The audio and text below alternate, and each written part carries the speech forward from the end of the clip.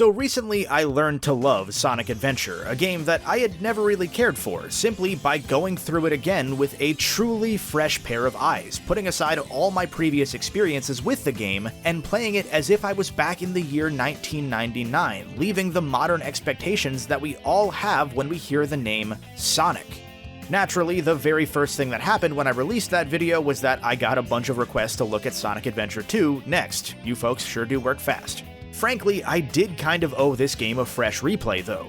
Where I never jived with Sonic Adventure 1 that much whenever I gave it a shot in the past, I actively disliked Adventure 2. If I was able to discover the magic of the first game, and if I could start to put together the often unfair reasons for why its reputation has cratered over time, surely I could find that same shine in Adventure 2. Right?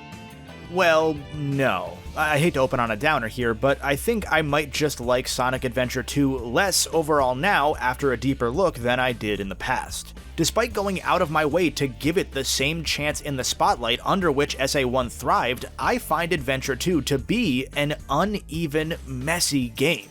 Don't get me wrong, Adventure 1 had its fair share of dumb moments and issues, but it was a game made during the Wild West transition to 3D camera controls. It came out in Japan only a month after Zelda. While many parts of it may struggle to hold up today, its mistakes felt more innocent, the consequence of an ambitious development team in an early era. This game, though, came out in 2001, only a few years, but somehow an entire era later, and bafflingly, it's a flat-out regression. Its controls feel slipperier and far less trustworthy, its camera more often ends up getting in your way despite far more linear level design, and alongside a story that frankly feels like it throws darts at an idea board and somehow misses the board, I stopped feeling that same sense of adventure.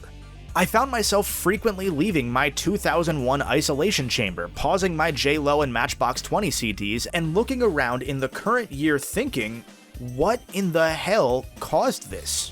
How could Destiny's Child just break up and leave us like that? I mean, how could such a promising, ambitious, and sometimes admittedly clunky start to the next frontier of Sonic gameplay fall off so immediately and also still be so beloved to so many?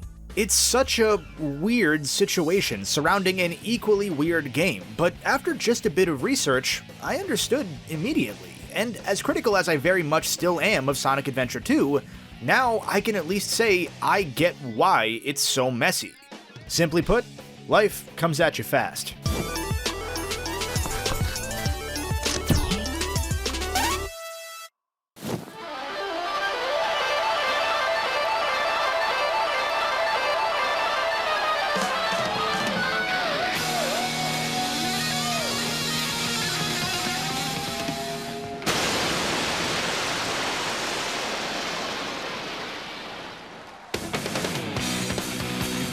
Producer of the Sonic team, Mr. Mech, ladies and gentlemen. To properly tell the story of Sonic Adventure 2, we've first got to bounce back to the year 1998. With the successful Japanese launch of the Dreamcast in November and Sonic Adventure 1 shortly thereafter, came at least 3 major changes to what we know as Sonic Team. Change number 1, Sega's chairman Isao Okawa tasked the team with developing an online-focused title now that Adventure was done.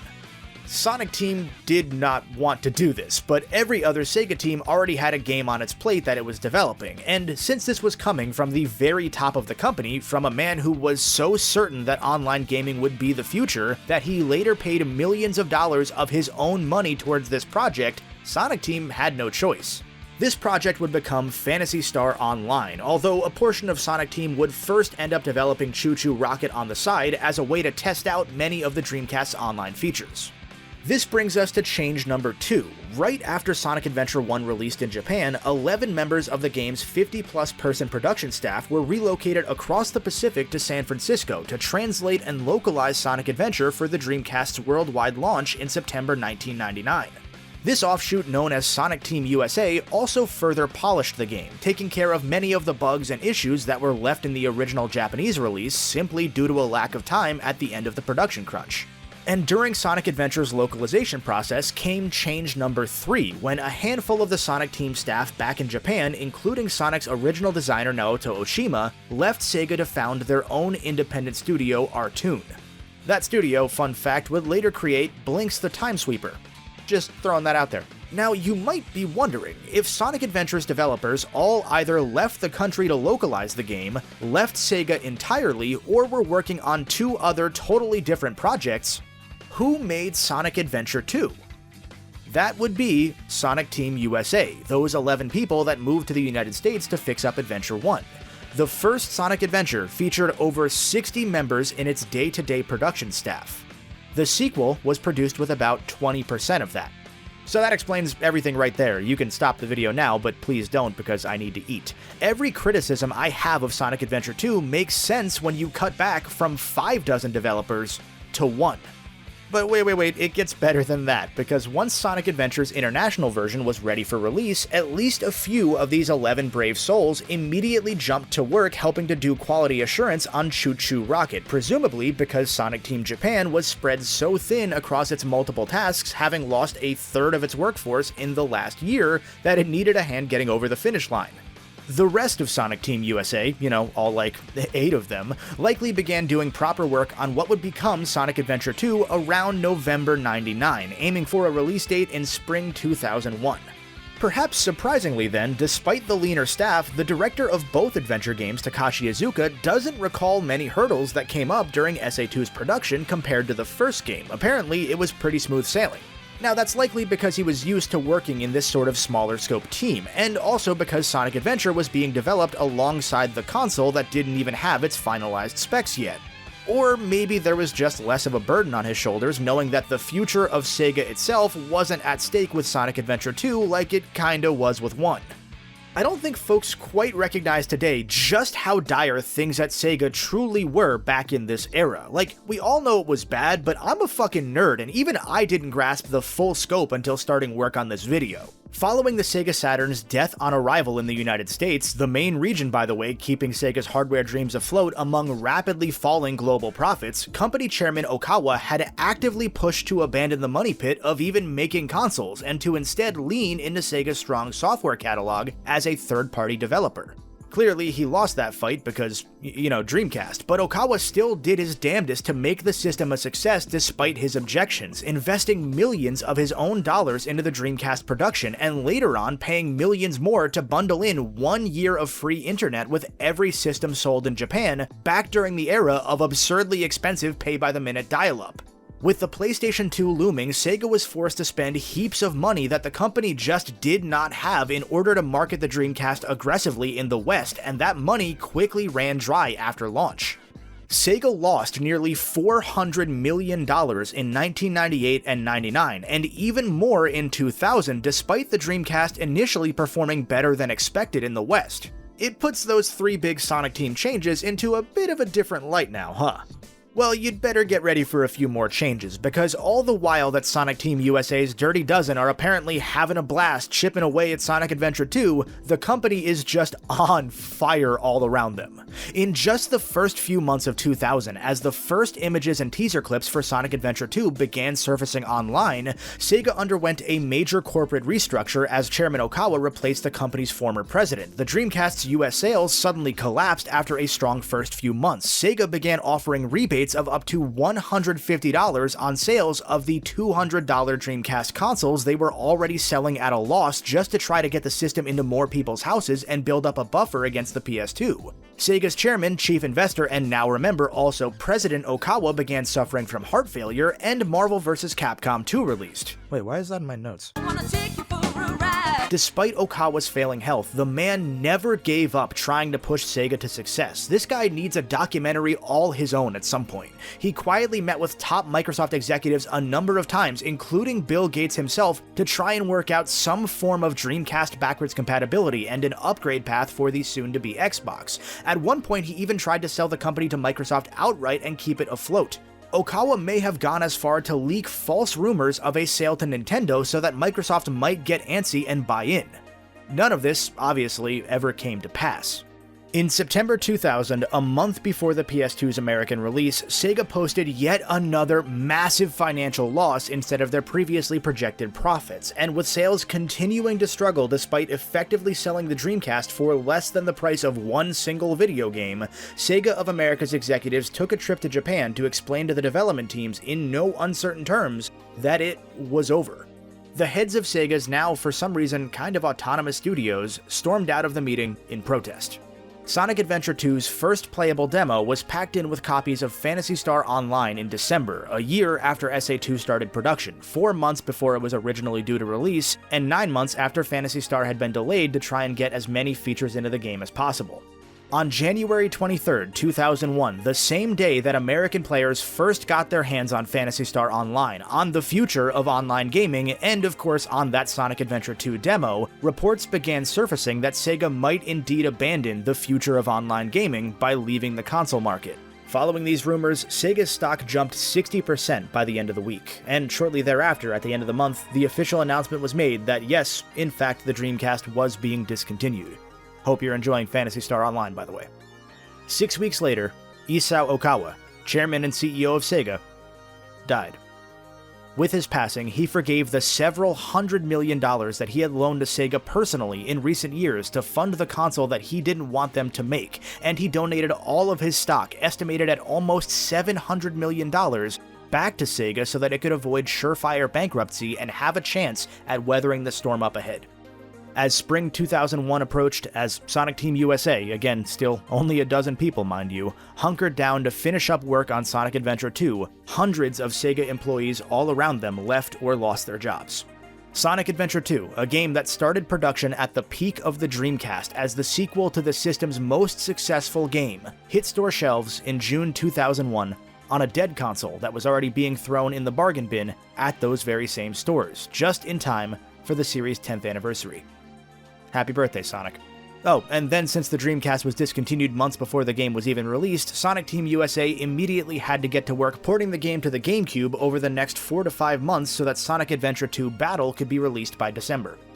Given all of this turmoil surrounding the game's production, a ring of fire threatening to smoke this small team out alongside the entire company, I totally understand all of the game's hiccups, shortcomings, even its most baffling weak points. I mean, geez, the fact that the team seems to have had a genuine blast working on it and didn't apparently struggle whatsoever is a marvel. But although with this context in mind, I will give SA2 a bit of a pass, that doesn't make the game itself any less of an oddity to me, nor does it mean that Adventure 2 is any less of a fucking mess of a game. The first order of business for Sonic Team USA when SA2 began production was to take stock in what had worked with the first Adventure game and figure out how to strip that back and polish the strongest aspects that had been successful. The team barely had time with 60 employees to make 6 unique gameplay styles work in Adventure 1, considering that most of them last an hour, so the first major decision that was made was to cut back to the 3 most promising of these gameplay approaches. The fast-paced Sonic platforming goodness, of course, Knuckles' open-field treasure hunting, and the lock-on shooter gameplay introduced by the now-dead E102 Gamma. To reiterate, though, Gamma's dead, and Sonic Team would never dare revive a character that they killed off, so they implemented a recurring suggestion that they'd received from fans over the years: a playable Dr. Eggman as a way to show the other side of the adventure's story. From this point, the development story gets a bit fuzzy, surprisingly given the Sonic fandom's dedication to finding out every nook and cranny about all of these games, so I'm gonna give you my interpretation of what happened from this point on. Eager to build on the narrative structure of the first game, it was decided early on that Adventure 2 would be split into 2 stories, a hero side for Sonic, Tails, and Knuckles, and a dark side featuring Eggman and 2 new adversaries, Shadow the Hedgehog and Rouge the Bat. Because Tails wasn't actually shown off until shortly before release, and with producer/Sonic's dad Yuji Naka giving different answers measuring from maybe to no whenever he was asked if Tails would actually be in the game, it's commonly speculated that he was a late addition. I don't think that holds too much water, however, given that he has as many levels as Shadow, the first new character design for this game, and since the hero half essentially works as a primer for the more challenging dark side gameplay that you would be expected to play later on. Alongside these changes came an effort to tell an even more involved story than the first Sonic Adventure had. Early on, they even considered branching narrative paths based on your actions in the levels before deciding against that due to a lack of time. Thank God they never brought that one back, right? Even after they cut the branching stories, though, this story is still very bad, and I kind of love it for that. Sonic Adventure 2 opens up with arguably the most iconic level in the franchise's history besides Green Hill Zone, as we're thrown right into the chaos as Sonic escapes from military custody. Freeze! What do you think you're doing? Get that hedgehog! Talk about low-budget flights, no food or movies. I'm out of here. I like running better.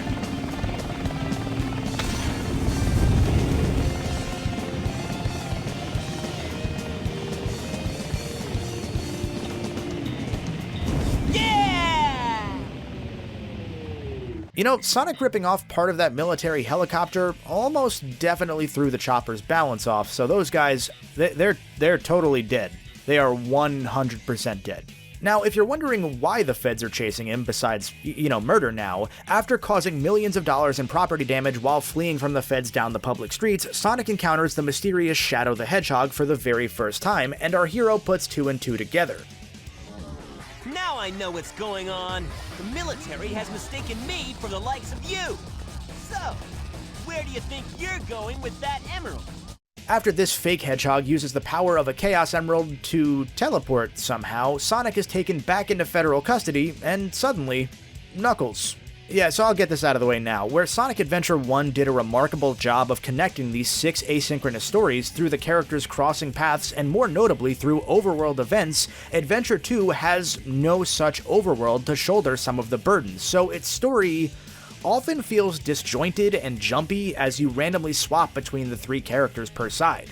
It tries to use little timestamps to keep you clued in on when events are happening relative to one another, but you don't get any indicator of what day you're in across the, I think, 3-day story? Maybe 4? I don't really know, and I was trying to pay a lot of attention up until I decided to stop giving a fuck because it's funnier that way. So I don't know, a lot of the time things are just kind of gonna happen. Whatever the case, while Sonic gets waterboarded or something, we jump over to Knuckles in the Egyptian desert, which in this universe is conveniently located right off the 280 expressway. I really like this game.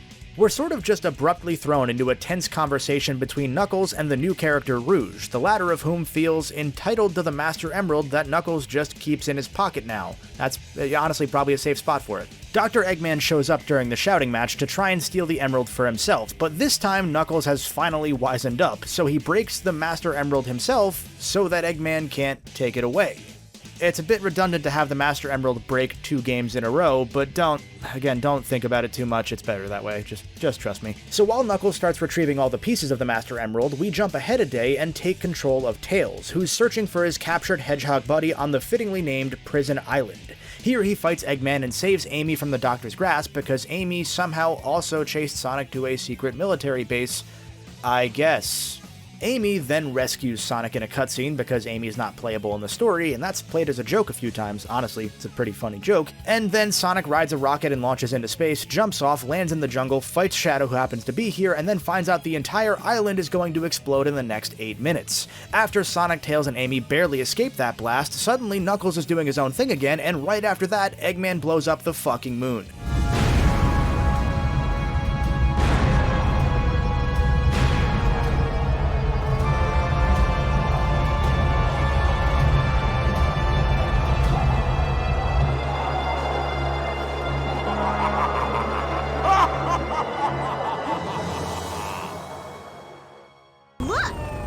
The moon is gone? Let's just put a pin in that for now, because there's a lot to unpack in this first hour of the game. This is going to be the gist for both sides of the story, really. A lot of things just genuinely happen with no real explanation that makes any actual goddamn sense, and then these moments aren't given a second to breathe before you jump into the next character's mission. Adventure 2 is, simply put, a spot fest, and for the most part, I find it hilarious. I don't try to think too much about any of it because it only gets unintentionally funnier when you start to take this game remotely seriously. With that said, I don't fault anybody that does unironically love this story, because those of you that might likely grew up with this second adventure game first. It's important to remember that Adventure 2 was for potentially about 2 million people their first proper experience with Sonic the Hedgehog thanks to its GameCube release in late 2001. Sonic Adventure 2 Battle is the highest-selling non-Nintendo game on that system, and it was released a full 18 months before Sonic Adventure 1 got its buggier and overall inferior DX port on GameCube. If you want to take an educated guess as to why any given person prefers Adventure 1 or Adventure 2, a couple years of difference in their age likely makes all the difference here. There are countless kids that grew up on SA2 Battle and then played Adventure DX and wondered why it handled and looked so much worse. On the flip side, I'm playing this game from the perspective of somebody who went out of my way to play the better Dreamcast version of Adventure 1, a version whose smoother controls I actually got accustomed to and now really enjoy after hating the GameCube version's controls for years. Although compared to SA1 there are far fewer differences between Adventure 2 and Adventure 2 Battle, I'm still playing this game as closely as I can to the Dreamcast original to follow up on that energy as a fan of Adventure 1 first. Which is funny since I also did play SA2 first on GameCube before I ever played SA1, and from my few brief times even back then, I still didn't like it. At least now, though, I can fully say why. See, part of what grew on me with Adventure 1 was the game's literal interpretation of the adventure in that title. Although I used to feel the overworld was messy and confusing, and in fact it is, and although I felt the game didn't intuitively guide you on where to go many times, and in fact it doesn't, it was in service of encouraging you to explore at your leisure. The game wanted you, sometimes for better, sometimes for worse, to talk to all of the NPCs to figure out the path forward, and in the process, you would realize that these characters' text boxes were changing all the time with every event that took place in the game.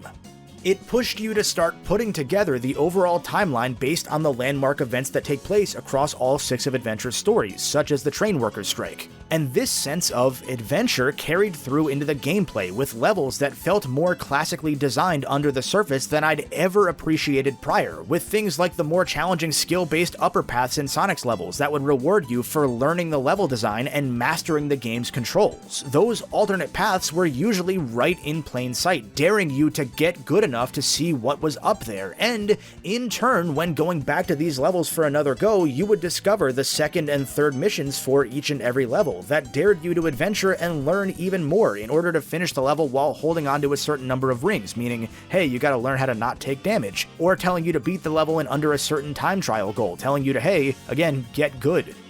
Sonic Adventure 2 brings these missions back and actually adds a 4th and 5th tier of mission, plus one outright fantastic bonus challenge which I'll touch on a little bit later. But in contrast to the first game weaving together exploration, storytelling, and the high-speed gameplay that comes as a reward for that adventuring, this game's interpretation of adventure focuses on taking you on a crazy, high-octane, action-focused adventure in the story without being able to hold to that standard mechanically.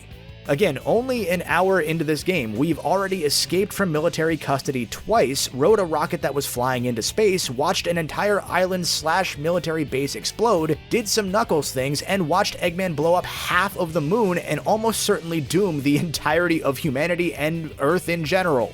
It's ridiculous, and I kinda love that it just starts balls to the wall, but the problem is, in just the first 30 to 40 minutes of Sonic Adventure 2, the game already blew through half of Sonic's 6 levels, with the second half of the hero story disproportionately focused on the other 2 gameplay styles, which are both massive regressions from Adventure 1's versions of the very same gameplay. Tails' mech missions, for example, function much the same as Gamma's shooting galleries at the surface level, with the crucial difference that they don't take just 30 seconds to finish anymore. In order to stretch out this style of gameplay to make it worthwhile both to develop and to play, Sonic Team took out any semblance of momentum and they made the levels physically longer without adding anything new to expand on the very basic idea of a shooting gallery gameplay style. Because Gamma had Heelys on, you could sort of build up speed by continuing to move. In Adventure 2, you sort of only build a tiny bit of speed if you're moving exactly forward relative to the mech. If you tilt the stick enough to force the model to turn in any direction whatsoever, that momentum is lost and you're back to moving slow. Now, given how often the game likes to cheap shot you with enemies dropping down from above you without warning, or with enemy bullets firing from off-screen or through walls, the slower movement itself isn't necessarily the chief problem here. Thankfully, as well, the mechs have their own health bars rather than Tails or Eggman relying solely on rings, and once you learn the level layouts, all of these mech stages, minus one of them, will run you about 4 minutes or less. Until you learn those layouts, prepare for some relatively frequent cheap shots. They won't kill you, they'll just annoy you. At best, the mech gameplay doesn't do anything worthwhile to earn that extra time. There's no substantial new idea to truly justify this being brought back. I was fine with Gamma's gameplay because it was just simple enough that a couple minutes speeding through a level while holding the B button, locking onto enemies, and blasting was all this was good for. Adventure 2 takes this, slows it down by placing you in a slower mech inside more linear levels with more frequent dynamic camera angles that do you more harm than good, and for good measure it throws a bunch of empty boxes right in your pathway to slow you down even more. You might be lucky to find a hidden path behind these boxes sometimes, but the secret upgrades hidden in each level are either required for progression, so they're not hidden, they allow you to break other types of boxes, which is just fantastic, or they give you some slightly stronger weapons or armor, which you don't really need because dying or killing wasn't the problem here. And don't even get me started about the ear-grating beeping noise when you lock onto enemies, because man, it fucking sucks. And more infamously, then there's Knuckles. When it comes to our favorite echidna, it's worse than just being the same thing except slower and cheaper. In fact, Knuckles is pretty much just the same speed and has the exact same skill set as in Adventure 1. The problems here run much, much deeper. See, Sonic Adventure 1's treasure hunting gameplay tossed you mostly into open hubs and tasked you with finding 3 Master Emerald shards in any order you liked, with hints available throughout the level to guide you if you did get stuck. It was a fun and logical leap forward for Knuckles' abilities based on Sonic 3. You get to glide through some vertical levels, climb some walls, and dig for treasure. When it comes to Sonic Adventure 2, the biggest complaint folks have tends to be that you're only able to find 1 emerald at a time, even if another one would have been easily obtainable along the way. I actually don't find this to be the big issue here. It's problematic, certainly, but the hint system is a bit more robust than in Sonic Adventure 1, and the hints themselves can sometimes make it more of an actual treasure hunt rather than you just stumbling around the map. Oh, hey, look, there's an emerald nearby. Let me play hot and cold until I find it. Yay, I got it. Throughout each map now, you'll even find little Omochao robots to tell you the name of some of the landmarks nearby, which sort of does play into the learn, explore, and adventure mentality that the first game had nailed. The names are given, simple and obvious, but hey, it's something, and this game is in fact meant for kids, so, you know, simple and obvious kinda makes sense. My larger problem comes with the very bad level design. Most of these levels are either gimmicky, way too sprawling and open and possibly vertical, or they're messy, interconnected hallways at worst. There's rarely any sort of in-between. You're either running through a claustrophobic corridor that yet again doesn't play nicely with the camera, what a surprise, and opens you up to cheap damage from enemies that you can't quite see or that are shooting you through walls, again, what a surprise, or you're flying aimlessly through a gigantic level, and being able to grab only one of the 3 treasure pieces at any given time means that you're going to have to run back and forth on this goose chase frequently in both of these cases. If you get a bad gem location or you're stuck for more than a couple minutes, you may as well just pause, take a life, and restart just to reset the placements. Don't get me wrong, there were a couple levels in Adventure 1's Knuckles campaign that were on the larger side, but they usually still amounted to a single medium-sized hub or a couple rooms. Even the biggest SA1 Knuckles level dwarfs in comparison to something like Pumpkin Hill's sprawling, empty, meaningless level design, or Meteor Herd's absurd verticality, and Meteor Herd also, by the way, has the added benefit of having meteors randomly crashing into parts of the map, and you without warning. Hope you don't like rings there, champ. All of this amounts to the treasure hunting gameplay being, and I'll say it again, a massive regression from the first game, just like with the shooting galleries.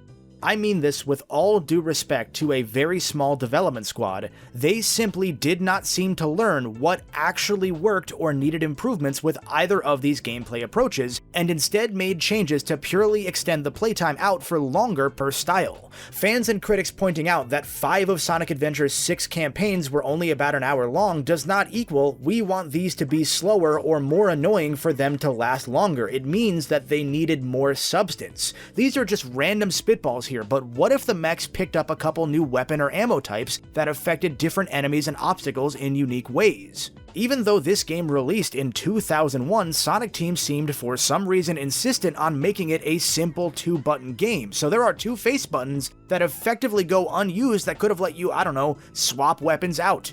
Or for the treasure hunting, and this is just a shot in the dark here, maybe the ability to look up or down would have been nice. If you're gonna make levels stretch a mile into the air or even into space, I would like to be able to look up. You know, that thing that I could do in the Genesis Sonic games? Happy 10th birthday, Sonic. I'm sorry if I hurt you. I mean, not that looking up or down would have been a massive help here, since again, by 2001, I need to remind you, this game came out in 2001, the team hadn't yet fully implemented distance fog to mask the poor draw distance. So you need to get pretty close to some enemies, objects, or platforms so they can pop in. These sorts of graphical issues, given, were present in the first Sonic Adventure, but I could more easily understand them because of just how early a 3D platformer that SA1 truly was, and I could even let them slide a bit more as they didn't become actual significant gameplay issues on smaller levels that were just designed better. Less is more. When I think back to the games that were released from April 1997 when Sonic Adventure started development to mid to late 98 when the game was functionally finished, there aren't really a ton of platformers that Sonic Team could have learned from as far as how to deal with render distance. They were working in the dark. It was pretty much just Crash, Mario 64, I guess friggin' Croc. Banjo didn't release in Japan until much later, and it was never popular in Japan to begin with, so that'd be an easy one to miss. Everybody was faking it at that point in time.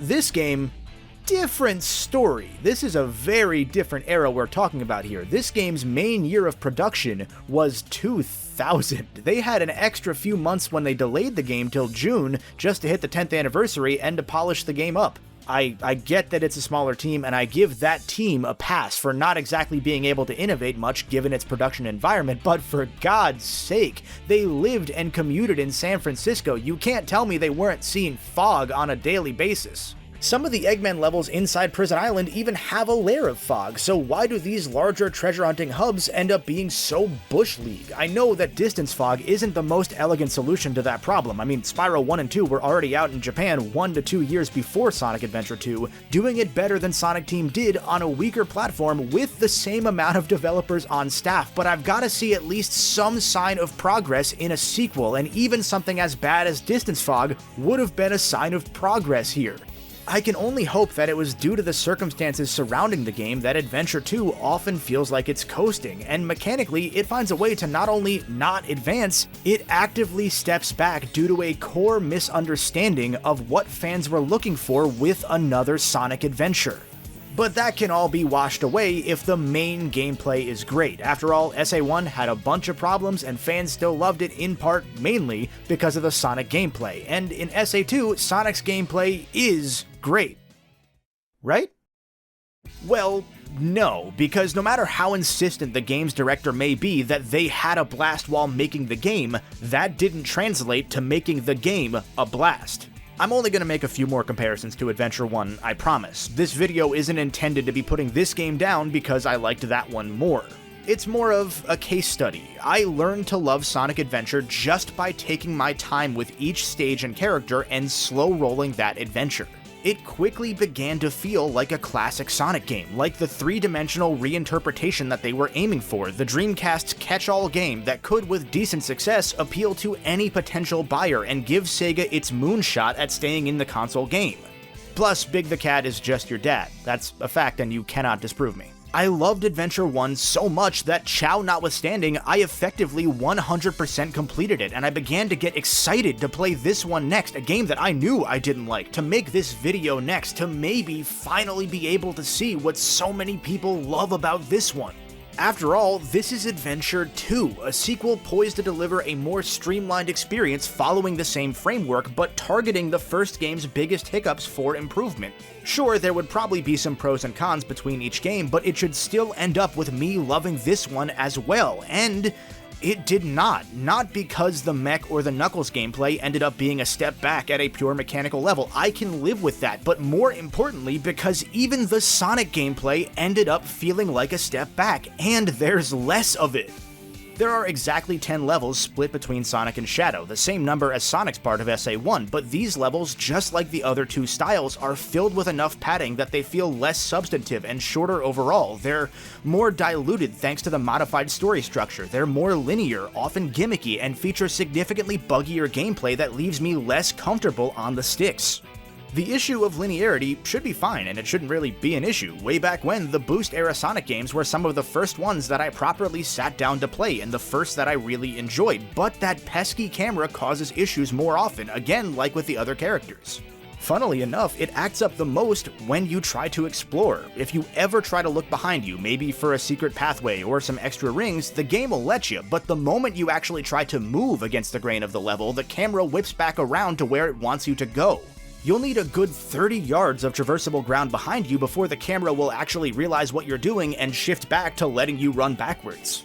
It's not a huge breaking point for the base game, but it goes against the spirit of what I was playing Adventure for, and it's not a good look when the second and third of this game's 5 missions per level are focused on exploring, and when that third one loves to hide its hidden objective in an obtuse area that you'll have to scour for. It just feels like the camera tries to push back on you the more you try to actually adventure at your own pace, instead needling you towards taking this much more automated, keep looking forward, don't think about it gameplay approach. Those of you that have played Adventure 2 will know that that checks out, because these levels are full of straight up automated moments. Take Sonic's third level, Green Forest, for example. It's probably my second or third favorite speed level in the game behind... Actually, now that I think about it, the first two right before it. This game goes downhill fast. Wow.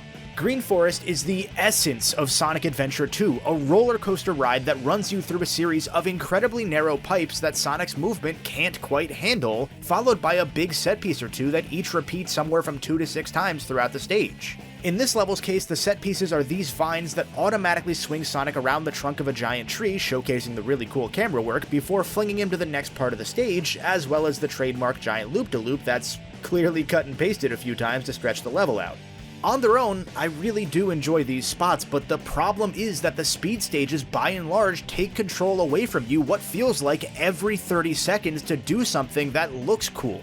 In Green Forest's case, it was closer to every 15 to 20 seconds on my first playthrough of the level. I went back and I checked. You get this tiny little fishbowl to explore in between the big swinging vines, or the string of bounce pads you just sit there and watch, or the gargantuan loop-de-loops that lead into or out of either of those first two things, but you never truly feel in control because the game doesn't trust you or its own level designs enough to let you find that flow state yourself. If I wanted my cutscenes to be playable, I would play until dawn.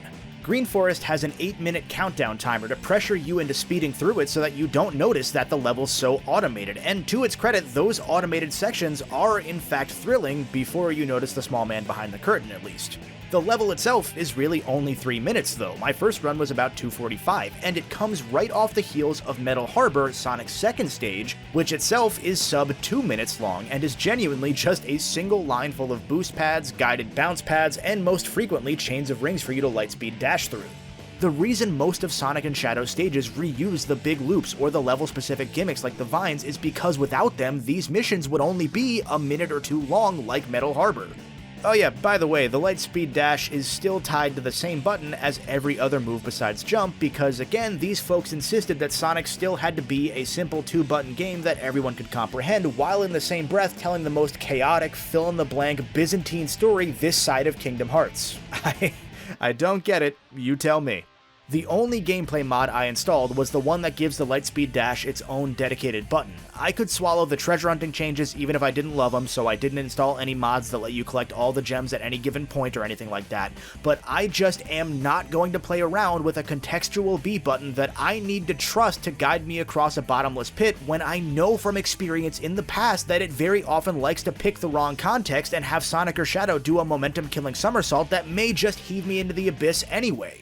And this is Sonic Adventure 2's global problem, I would argue. It insists that you should trust it, and yet it takes control away from you because the team very well knew that it hadn't created a trustworthy game environment. Adventure 2 is the first game in the series to ask you frequently to chain homing attacks across strings of enemies above bottomless pits, and yet the homing attack is worse than in Sonic Adventure 1. The homing itself is just weaker, and sometimes Sonic or Shadow start to uncurl from their ball right as they're about to hit the next enemy in the chain, so say goodbye to your shield or all your rings at best, end a life if you're over a pit.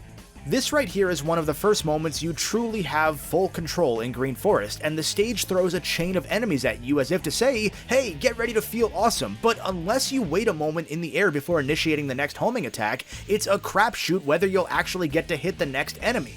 This is in a game, by the way, designed to have an intentionally less bouncy jump arc to move away from adventure and the 2D game style, and yet you won't know you have to let Sonic hang in the air until near the peak of his bounce arc as if it was Adventure 1 to perform this chain consistently, especially since in other levels like in Metal Harbor right before this, that timing is different and faster. It's never reliable. To stick with Green Forest for one more example, because this is actually a good solution that I really like for a problem that just shouldn't exist, Sonic Team added these grind rails to act almost as bowling bumper guards, so that you don't just fling off into the void when Sonic inevitably collides with a part of this curve that just doesn't jive well, and he bumps into the air, making you panic because you thought you could trust the game, and possibly leading to you overcorrecting. Hell, I was gonna save this for later, but you know what, let's go there. In Shadow's version of this same level, White Jungle, the team did that thing it really loves to do, where your character drops in from the sky at the very beginning of the stage, but they forgot to lock your controls until you land like they do in many of the other levels in this very same game. So, if you hold forward like you're usually doing without even thinking when you start a level, you'll clip through the tree in the background and fall to your death. Sonic Adventure 2 is the reason I have trust issues. This isn't some one-off glitch, this is consistent, and it's another consistent problem that SA2 has. You can never be fully certain what your controls are relative to the camera. Sometimes it's relative to your character's forward despite the camera being at an angle, sometimes it's relative to what forward would be to the camera, sometimes it just makes no goddamn sense at all.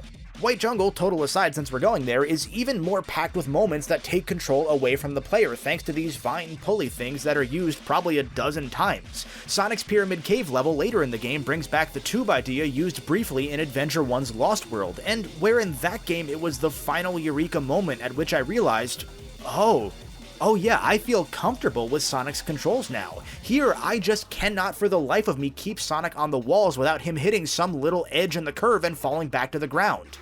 Look, before anybody gets mad at me, I'll fully admit I suck at this part here. I'm just, for whatever reason, I'm dumb and I can't figure out this stupid fucking loop. But I'll also say, in my defense, the game actively sets up a new player for failure to some extent by this point, and I'm not even a new player.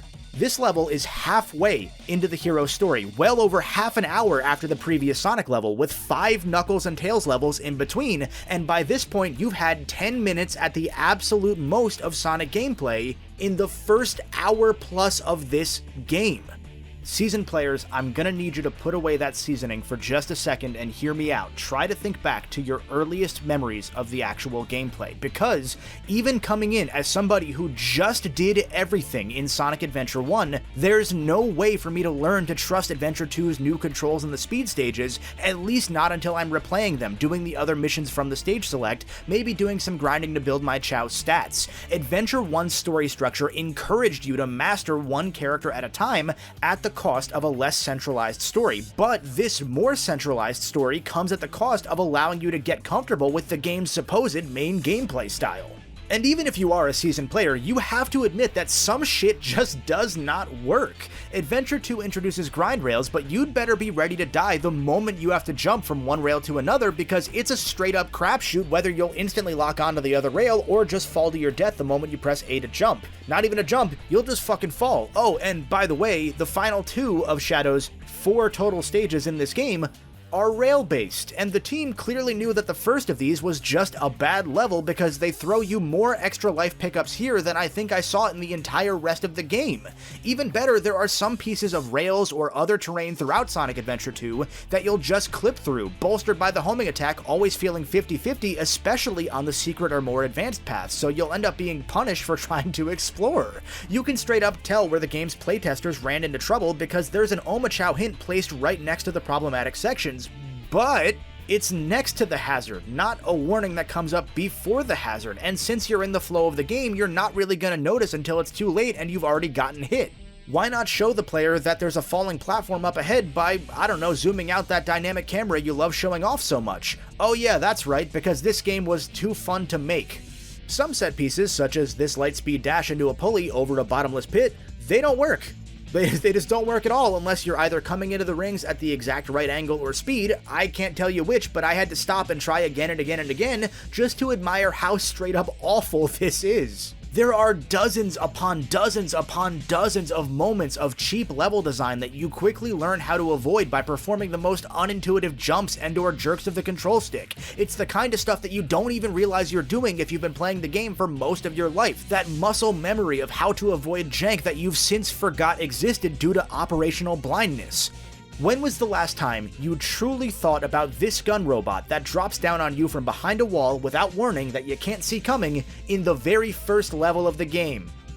This sort of thing certainly happened in Sonic Adventure 1, don't get me wrong, but it is a constant in Adventure 2, to the point that until you're replaying these levels again and again and again and again and again and again and again from the stage select, and you know exactly where every piece of bullshit is, you're going to hesitate to go full speed because you can't trust that the game won't hit you or drop you into a pit, which makes it all the better when Shadow's final level later in the game, on top of being full of more grind rails, have some fun, rewards you for running forward and not overthinking these weird gravity well columns. If you stop here, you're probably gonna die because you'll hesitate at the weird controls and they'll get the better of you, but if you keep running, the game has automated it well enough that you'll succeed.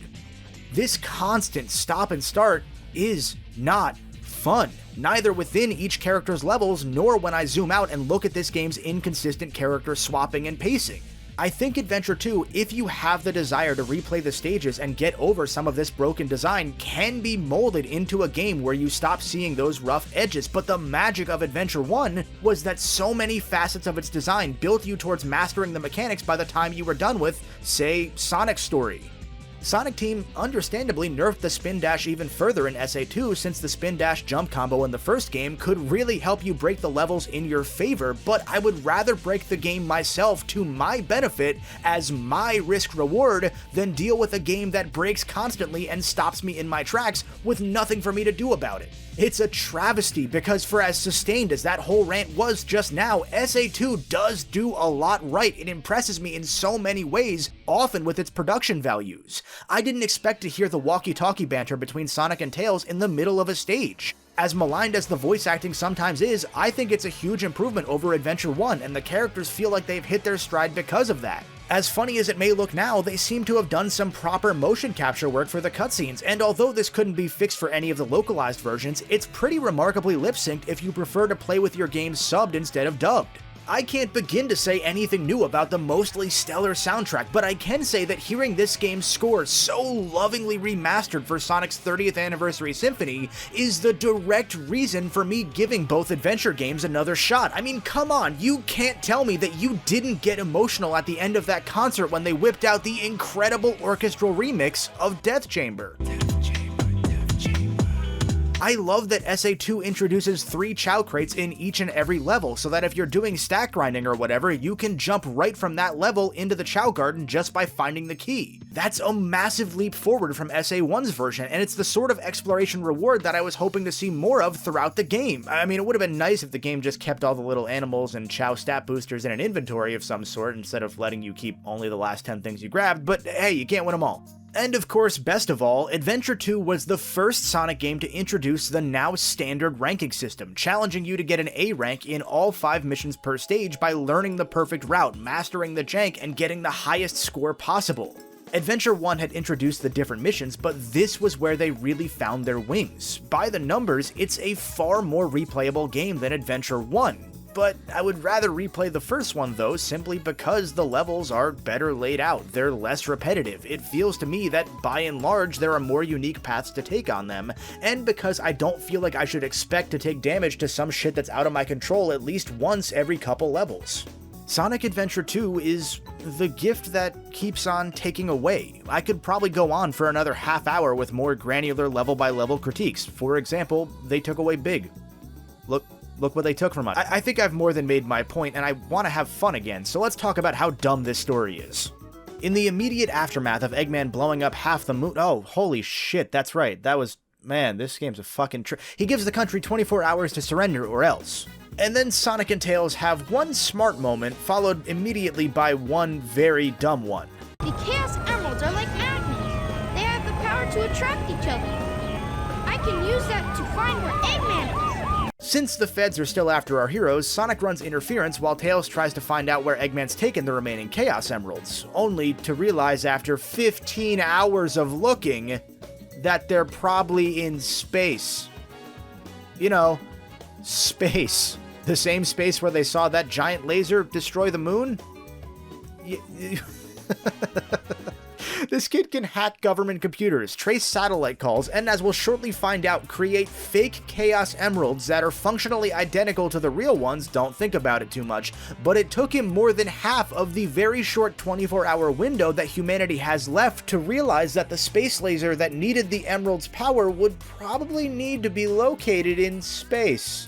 Maybe this game's audio mixing is intentionally bad so that you spend all your time trying to hear it rather than listen and pay attention. It would cover up a lot of this shit. You know what? I don't even care, because after this is the best cutscene in Sonic history, and I will accept no debate on this. Knuckles, apparently having taken a wrong turn in the underwater mine, pops out of the sewer. Tails hacks into the government files and starts tracking the president's location. He suggests that the gang commit treason by hunting down the president in his limo and using his conversation with Eggman to find the latter's location, and Knuckles and Amy, I guess, just sit there. A few hours later, they're in Egypt breaking into Eggman's ancient pyramid base. Knuckles fights a giant ghost. And the gang rides Eggman's convenient rocket ship into space. Oh no! Don't touch that lever!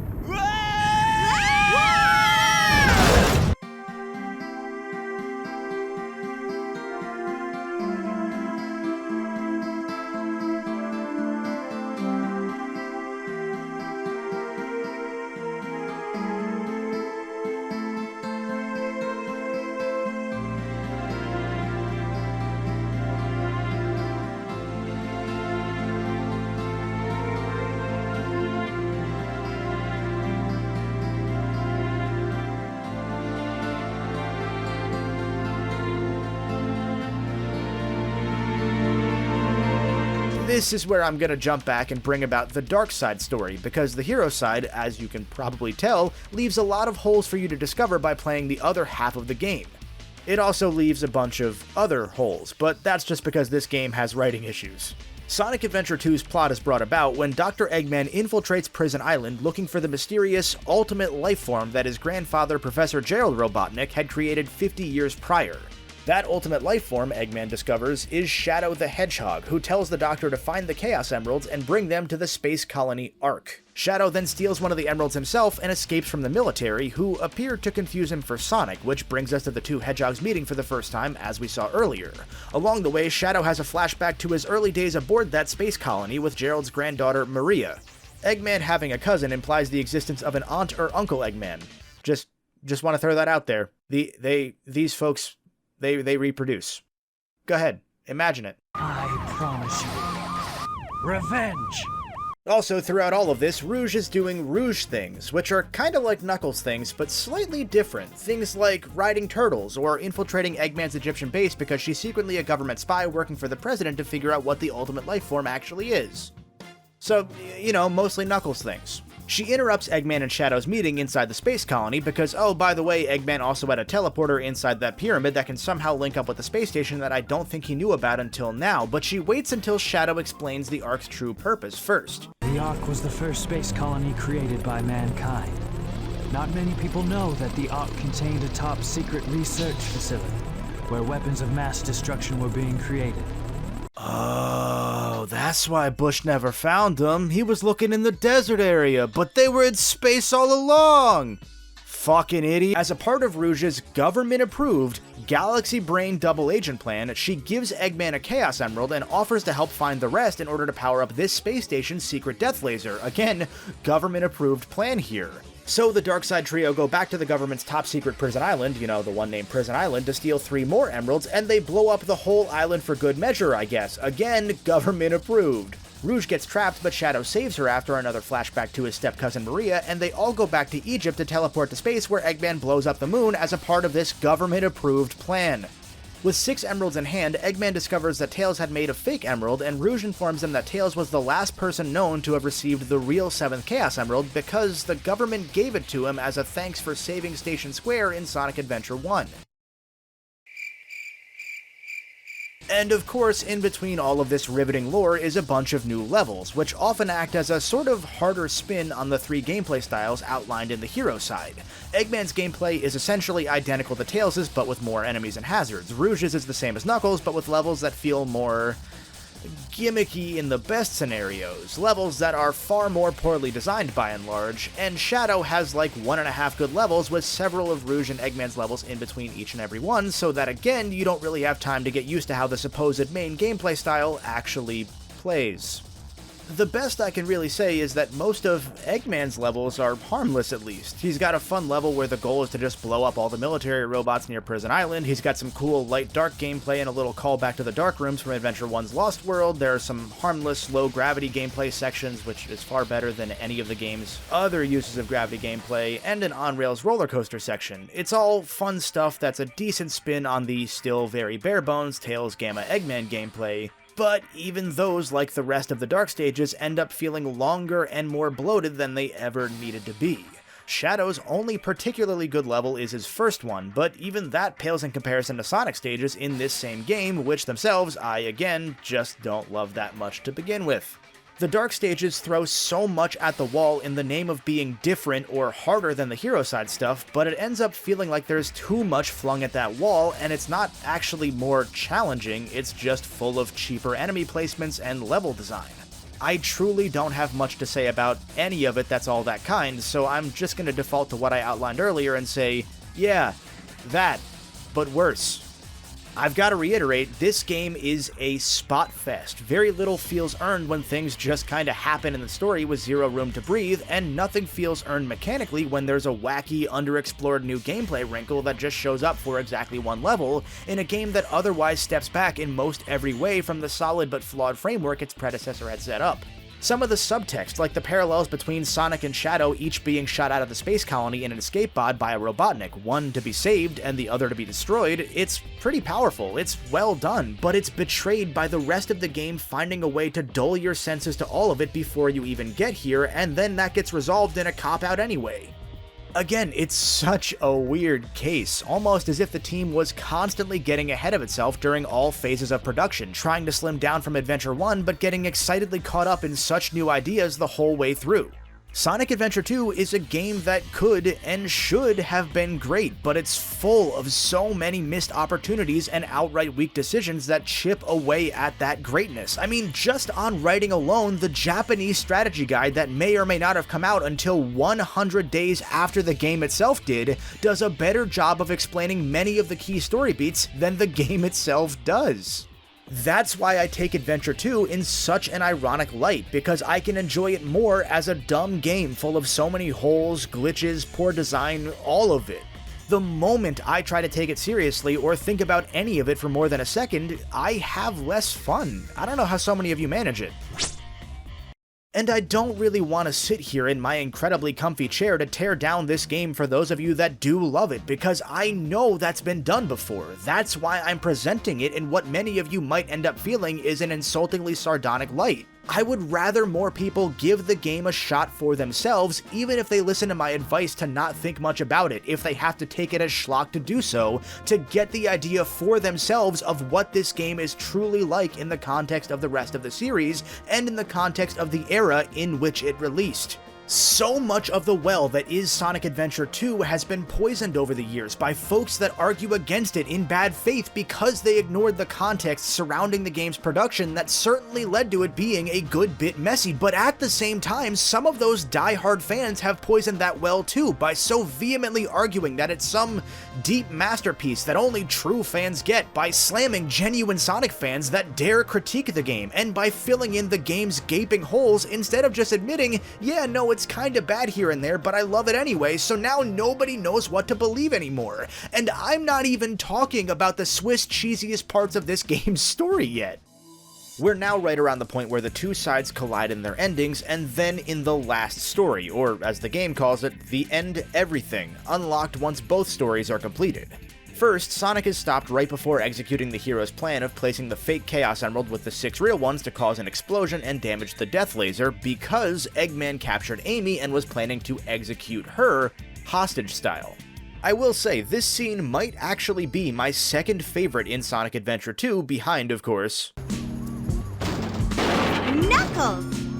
Hey guys. Because Eggman feels sinister and unhinged here, a cornered animal squirming and ready to lash out. Sonic gives in to Eggman's demands and is shot out of the station in an escape pod, and then shot by a missile for good measure. Sonic! While Tails is fighting Eggman as payback, Sonic asked me for the first time to do something for him. wait, hold on, Tails, what the fuck? Sonic asks you to do several things in just this game alone. Whatever, anyway, while Tails is fighting Eggman, Shadow, despite I think being in stasis for the last 5 decades, reveals that he somehow knows Rouge is a government spy while Rouge tries to steal the emeralds back for the president. Rouge then tells Shadow that he might be a clone of the true Ultimate Life Form. He's not, and then Shadow goes to fight Sonic, who somehow learned to use Shadow's Chaos Control move by osmosis to escape that explosion we saw a moment ago, despite that being a thing that's built into Shadow's DNA, despite Sonic only seeing it happen once, and despite Sonic trying it with a fake Chaos Emerald. Well, whatever, don't think about it. They fight in a really bad boss fight in both sides of the story, which looks cool but essentially expects you to die a bunch of times so that a voice clip plays telling you how to actually damage the other hedgehog instead of designing the fight to be, I don't know, intuitive. Then Sonic stops the Death Laser by going out into space and throwing the fake emerald into its firing chamber. Eggman then takes the last real emerald and sneaks over to load it into the weapon anyway, and thus commences the last story, the End Everything, where we find out that, surprise, Eggman loading that last emerald activated his grandpa's dead man switch, so now the whole space station is going to crash into Earth and blow up both. Remember how I mentioned in the Adventure 1 retrospective that I would have liked a final chapter that integrated all of our characters' gameplay together in one awesome sequence? Yeah, that was a setup for this game answering that wish. All of you that hit me with a well actually need to be more patient next time. Since Eggman either didn't want to actually blow up the planet and he was bluffing, or he's now in self-preservation mode, he works together with our heroes to figure out how to stop the space colony's impending collision. Our heroes learn from Professor Gerald's diary that while building the Ultimate Life Form, the government staged a coup and a cover-up out of a fear that this project was going too far awry, in the process killing everybody on the Ark to ensure silence, including Gerald's beloved granddaughter Maria, and blaming Gerald for the fake accident that they said took place instead. Yes, this is in fact a Sonic game. Driven mad by his innocent granddaughter's murder, he reprogrammed the Ark remotely from captivity on Prison Island so that it would crash if anybody ever brought all the Chaos Emeralds to the station. He may have then brainwashed Shadow into thinking that Maria's dying words begged him to kill humanity as payback, and he wrote in this very diary that Shadow would bring about the destruction of mankind as bait. Bait that his grandson, our Eggman, naturally took. So everybody teams up, working one by one to access the core of the Ark's cannon. Most notably, Knuckles swims in water that's almost certainly being used to cool radioactive waste. Yum! Hope you grabbed his hidden upgrade back in the sewer mine level that allows you to breathe underwater, because if not, you're probably gonna drown. Good luck! Once they reach the cannon's core, Sonic and Knuckles find a shrine identical to the Master Emerald shrine seen in Sonic Adventure 1, which they can use with the now fixed Master Emerald to regain control of the Chaos Emeralds and stop the crash. Why is this shrine here? Well, lucky for you, the game never explains it, and as far as I've seen, no piece of supplemental lore has ever explained it either. Even luckier for you, if you're one of the folks that started with Adventure 2 on the GameCube, you'd have zero idea whatsoever what the hell this shrine is even supposed to mean, since Adventure 1 was a Dreamcast-only game for another year and a half. Luckiest for all of us, a giant fucking lizard shows up. This is apparently the prototype of the Ultimate Life Form, Shadow's beta build, if you will. What are you doing, step bro? Thankfully, just before this, Amy had finally broken through to Shadow, who was happily letting the station crash since that's what Maria wanted. Except, of course, it wasn't. Amy's begging triggers the real memory that either he repressed or was brainwashed to forget. Our now woke friend Shadow goes to fight this bio-lizard thing for an excruciatingly boring 4 minutes at minimum, all while Sonic and Knuckles, I guess, walk slowly up that set of like 50 stairs. Fastest thing alive. Seriously, this fight just absolutely sucks. Between the Sonic Adventure 2 staple of not designing very intuitive bosses, followed by Omochao lecturing you like an idiot after you die, the gaps in the ground where you can fall into some bio-lizard piss and instantly get sucked to your death without warning, the camera angle that forces you to stop and start constantly while running away from the bio-lizard because you're now afraid of Shadow getting sucked away by the piss and making you restart this slow, pathetic fight, or the only challenging part really, the bubbles the lizard eventually spawns in the last couple phases that you've got to homing attack one by one to work your way up to the lizard's weak point, which doesn't work well at all because the homing attack is bad. Knuckles then recites the Master Emerald's prayer in another cool callback to SA1, which most players of SA2 wouldn't understand for a while. Sonic and Shadow gamble for a bit to charge up their super forms,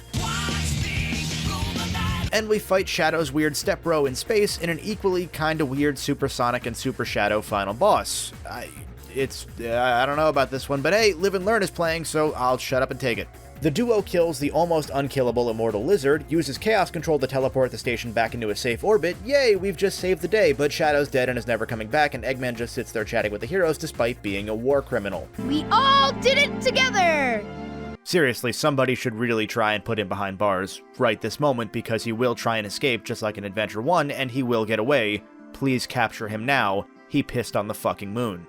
Like with most of SA2, the ending stuff is cool if you don't really think all that deeply about it. I mean, we wrote down a whole list of plot holes, inconsistencies, the underexplained or unexplained, and just shit that doesn't make sense throughout the entire game, but it all pales in comparison to this right here because, man, no matter if you played Adventure 1 or not, that last few minutes comes out of fucking nowhere. It's why I kept saying don't think about it too much, because enlightenment invariably comes with suffering. I'd love to give Sonic Team USA credit and say that they may have had to shift gears late in production to remove some of the more direct SA1 references once they knew the Dreamcast was dying and that Adventure 2 would get a GameCube port as a standalone game before Adventure DX, but given how little of a time frame they would have had to make any such changes, I don't think it's plausible. The way I took this ending is that whenever Eggman's grandfather started development on the Ultimate Life Form, he found the murals around Adventure 1's Lost World while looking for the Master Emerald Shrine, and at first thought that Chaos represented that Ultimate Life Form he was desiring to make. It would sort of partly explain why the lizard kinda looks like a bastardized Chaos, and then when that design failed, maybe he went back, saw the Supersonic Prophecy murals, and designed Shadow, who himself kinda looks like Supersonic with the dumb spiky quills or whatever. That would explain why there are enemies that look like fake versions of Chaos, why the little collectibles for the Chow Garden are called Chaos Drives. It fills a lot of the big holes that the game itself never really tries to do. But imagine being a GameCube player in 2001 or 2002, having to do the legwork of studying and researching games and lore across 3 different consoles to even begin to understand this game's story at more than a funny surface level, or having to wait 2 years to buy both a compilation of the classic Sonic games and Sonic Adventure DX before this makes any sense. None of this, by the way, is in either the Dreamcast or the GameCube manual. This story is so slapdash that it made me put together my own shitty fan theories for it to make sense. Oh, I now get how you folks manage it. I don't like that. I'm sure there are already some of you writing lengthy comments about how the adventure games intentionally didn't tie these story beats together to reward players and make them think critically about the games, except even looking past the clear holes that do exist in this game's story, whether you want to admit it or not, even if you ignore the gameplay oversights and the fact that realistically they were probably just in full steam ahead mode and not even thinking about how the story tied together, even if you want to wave all of that away, a significant portion of this game's storyline is negated thanks to Shadow's game, which proves that they had no plan and were just winging it the entire time. There, it's revealed that Shadow was not based on Sonic, he's actually part alien, and that Grandpa Robotnik only agreed to work on the project to hopefully find a cure for Maria's space AIDS. No, before you ask, I will not.